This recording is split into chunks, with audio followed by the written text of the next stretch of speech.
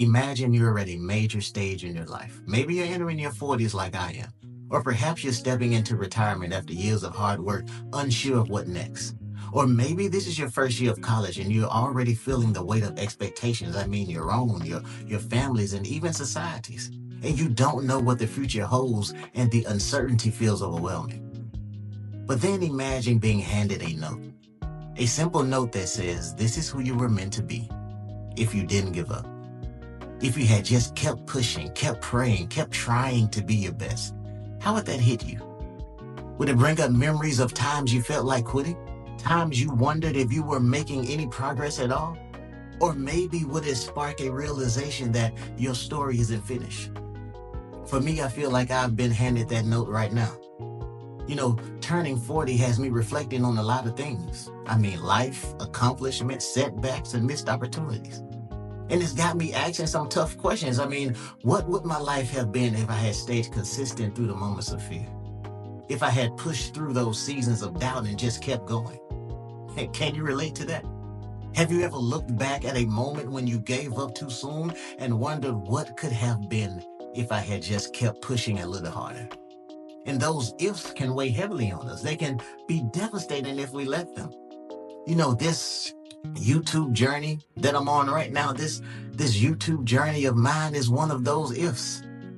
If I didn't know what would happen when I started, I had no guarantees that anyone would watch or care, but I did know one thing. We all deal with challenges. And I wanted to share how God helps us through them. My challenges may not look like yours, but at the core, they're all the same. Moments where we are just trying to figure things out. Moments where we need God to guide us through. But even after starting, the what ifs didn't stop. What if nobody watches? What if nobody subscribes? What if nobody cares? What if people think I'm wasting my time? What if I don't have what it takes and I just stop altogether? And isn't that how fear works? It doesn't just go away once we step out in faith. It shows up louder. Maybe some of you have been dealing with that too. You finally muster up the courage to step up and do the thing that God has placed on your heart, and suddenly doubt hits you like a wave. What if I fail? What if people judge me? What if I'm wrong and this isn't what God's planned for me after all? Those questions are enough to paralyze anybody. But here's the truth though.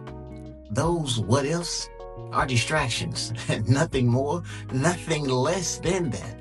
They're designed to keep you stuck, to keep you from stepping into the purpose God has for you.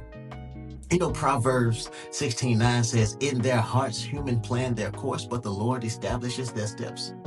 You may have plans, you may have dreams, but ultimately, it's God who directs your path. And sometimes stepping out in faith means trusting Him even when the way forward feels unclear or risky.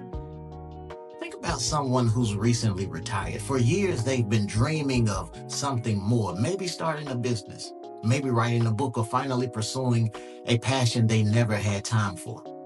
But now that they finally have the time, those same old doubts, they creep in. What if I'm too old? What if I don't have the skills? What if I fail and people think I've wasted my time? And before they even begin, fear convinces them it's safer to stay where they are. Or maybe you're someone who's been stuck in a job you didn't enjoy. You got an ideal in your heart, something you're passionate about, something that excites you, but then people start saying that's not practical. Stick with what's safe. And over time, you start to believe them, so you settle for what's familiar because the unknown feels too risky. But can I ask you something?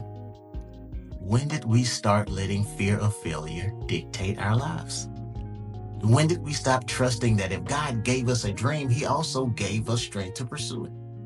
In 2 Timothy 1 and verse 7 says, for God has not given us a spirit of fear, but of power and of love and of a sound mind. That fear you feel is not from God. It's a distraction. God has already equipped you with the power to persevere, love to trust His timing, and a sound mind to stay focused when doubts arise.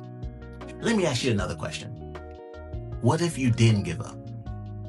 What if instead of giving up, or what if instead of giving in to your doubt, you kept going? What if you reminded yourself every day that God's plans are greater than your fears? You know, Jeremiah 29:11 says, "For I know the plans I have for you, declares the Lord, plans to prosper you and not to harm you, plans to give you a hope and a future." God already has a future laid out for you, a future filled with hope, with purpose and possibility, but you'll never see it if you let those what ifs stop you. So what's your next step? Are you going to let fear hold you back? Or are you going to trust that God's purpose for your life is bigger than your thoughts? So as I wrap this up, I want to bring you back to the note. This is who you were meant to be if you didn't give up. Imagine looking back a year from now, 5 years from now, and realizing that you didn't let fear win. You kept going, you kept trusting, and you discovered exactly who God wanted you to be. Thanks for hanging out with me today.